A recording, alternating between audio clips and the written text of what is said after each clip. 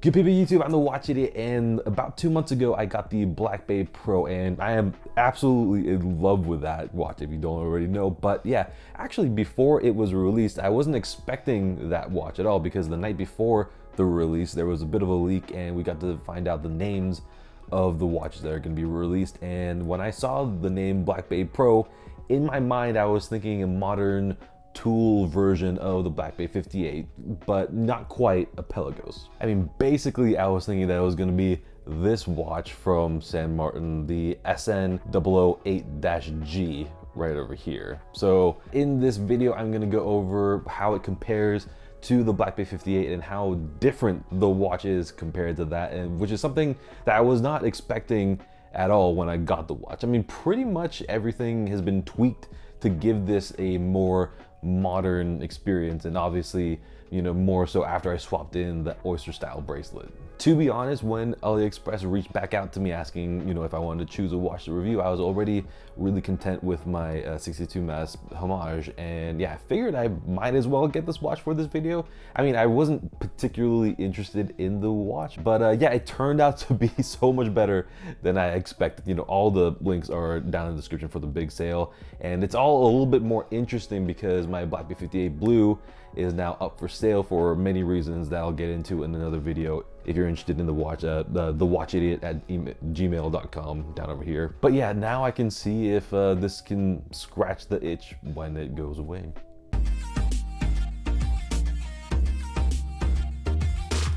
Okay, so I just wanted to show you guys this right now just because it's going to be shown on the watch for the rest of the video, and also I'm just really excited to share this with you guys. So I was fiddling around with my bracelets a few months ago, and I was checking mid-link widths, and I noticed that this bracelet has the exact same mid-link width as my San Martin SN008-G, the 1016 homage. So I just swapped out the bracelets, and now this watch looks absolutely spot on. And later on I'm going to go into why I think this bracelet switch was such a game changer for this watch. But you know, if that wasn't enough, the mid-link width of the Black Bay 58 is also 9mm, which means that I was able to put the San Martin bracelet on the Black Bay 58, and it pretty much looks perfect other than the slightly bigger gap that really isn't that noticeable, all things considered. But yeah, it gives the watch a far cleaner look that I like, and it's got a 4mm taper, which is perfect. Okay, so let's do the numbers, and actually this is one of the areas that really differentiate the San Martin from the Black Bay. And the first thing that you notice is that it looks bigger, and that's because it is bigger,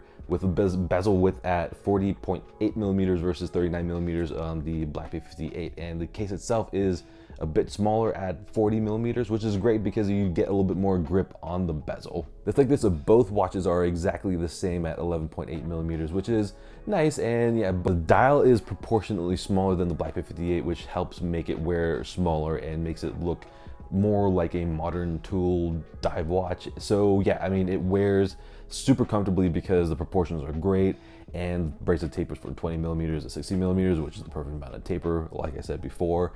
And yeah, next to the Black Bay 58 on the wrist, it looks and feels like a completely different watch, to be honest. And yeah, it wears far more like a modern watch, at least in terms of its aesthetics. And in terms of size, the Black Bay 58 truly wears like a 39mm watch, whereas a San Martin wears like a 41mm watch, maybe on the like a touch of a big 41mm watch actually. So yeah, this is why the San Martin simply cannot replace a Black Bay 58. I mean, one is a small, low-key, vintagey, smallish diver, and the other is a bigger, more modern dive watch. I mean, sure, the dial looks the same, but man, for two watches that have the same dial design, I don't think that they could wear much more different. Okay, so this is where most of the changes come in, and like I talked about before in the last section, the overall size is different, especially at the bezel, because it's 41mm for the San Martin versus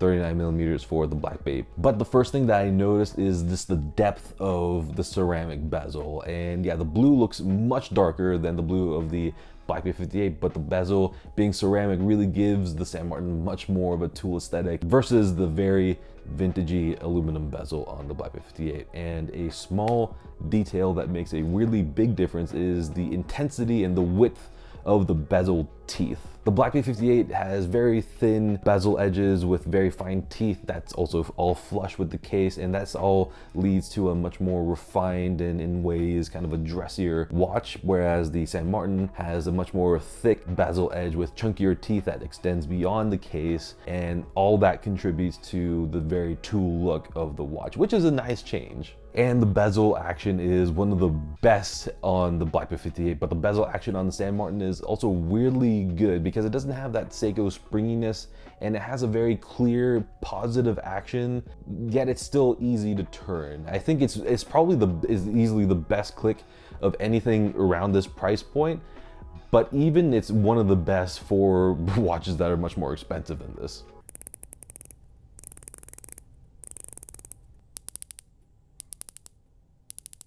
As for the case shape, it's effectively the same. But of course, the biggest difference is that the case sides are brushed, whereas on the Black Bay 58, they're fully polished. And yeah, whether or not you like it brushed or polished, that's up to you. But for someone like me who likes having as many brush surfaces as possible, and also who likes it when there's, you know, a bit of a bevel on the top, I mean, this is a huge advantage for the San Martin. And yeah, once again, all this, you know, adds up to the toolier look. And yeah, I mean, I do wish that the Black Bay 58 was fully brushed. That would have been absolutely awesome. And onto the bracelet. The San Martin bracelet looks and feels great with solid finishing. Obviously, the Tudor riveted bracelet is finished better, but that's to be expected. However, the bracelet you just saw on the Tudor is actually the San Martin bracelet that came with the watch originally. In fact, every single time that you saw the riveted bracelet on the Tudor, it was the San Martin bracelet. So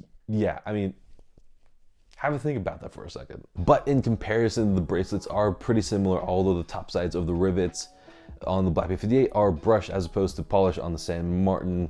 And I obviously do prefer the Black Bay 58 one just because I like more brushed surfaces. Oh, and last thing, the San Martin clasp is miles better than the Black Bay 58 clasp, no question about it. Yeah, so this section seems to not make much sense because they look so similar, obviously, but they are actually pretty different, all things considered. So first, everything on the Black 58 is nice and refined, as you would expect. I mean, the hands look very well made and well polished, and the metal surrounds on the hour markers are actually quite thin, and they look more delicate and once again more refined. The San Martin, on the other hand, everything is just more robust looking. I mean, the metal borders of the hands are slightly wider, but then the bigger difference is that the indices are taller and thicker, both of which are things that I'm really liking a lot because I absolutely love three-dimensional indices in any watch, you know, no exception over here. And yeah, while the refined Black Bay 58 indices suit the character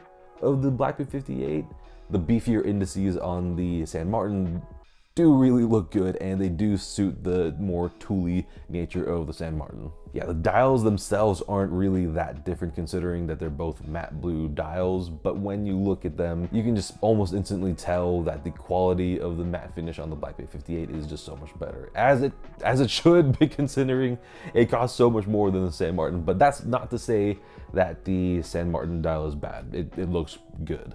So this is where it all comes together because the overall experience is pretty incredible. I mean, like I said before, I was expecting the Black Bay Pro to basically be this watch, and yeah, basically a more beefed up modern take on the Black Bay 58. Although it might look the same just because they have the same hands and indices. I mean, look, everything else is just about as different as can be, you know, considering that one's based off of the other. But truly, whenever I look down at my wrist, I don't see it and think, oh, it's just another Black Bay 58, except not quite. I mean, the experience is genuinely really different, and that's mainly down to it being bigger than the Black Bay 58, but also everything looks more tool-like compared to the overall vintage old school vibes of the Black Bay 58. I mean, the bezel grip is more prominent and tooly, and the brush sides make a giant difference to make it even more tooly, and then obviously seeing it on a clean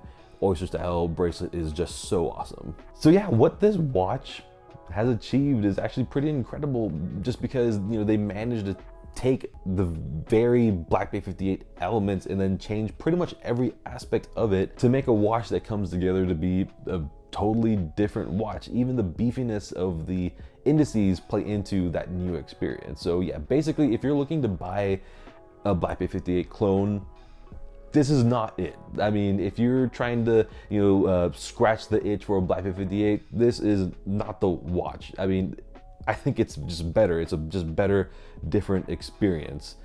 And if you like the experience, then go for it. Yeah, so there you have it. Let me know down in the comments what you think about both of these watches and which one you'd rather get, or what your experience has been on either one of these watches. So yeah, go ahead, hit that like button and the subscribe button and all the good buttons that are down there, just because it really does help the channel grow. And yeah, until the next video, good day.